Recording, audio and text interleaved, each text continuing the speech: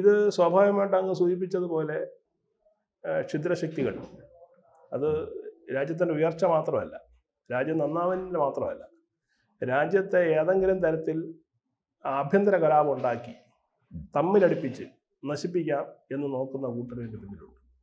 അതുകൊണ്ടാണല്ലോ ഇതിൽ പ്രതികളായി വന്ന പലരും എന്ന് പറയുന്നത് നമ്മുടെ ദേശവാസികളാണ്.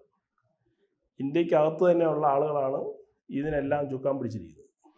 മാത്രമല്ല അവർ ഉന്നത വിദ്യാഭ്യാസമുള്ളവർ, ഡോക്ടർമാരുടെ കോട്ട് എല്ലാം ഡോക്ടർമാരാണ്. 4 പേരും MBBS പഠിച്ചവരാണ്. ഇങ്ങനെ MBBS പഠിച്ചവരും എൻജിനീയർമാരും ഒക്കെ ഈ പറഞ്ഞതുപോലുള്ള ദേശവിരുദ്ധ പ്രവർത്തനങ്ങൾ, നിരപരാധി ആളുകളെ ഇങ്ങനെ കൊന്നൊടുക്കുന്നതിൽ ഒരു സങ്കോചവും ഇല്ലാത്ത കൂട്ടരാണ്. അപ്പോൾ വിഷപ്പാമ്പുകൾ രാജ്യത്തിനകത്താണ് കൂടുതൽ.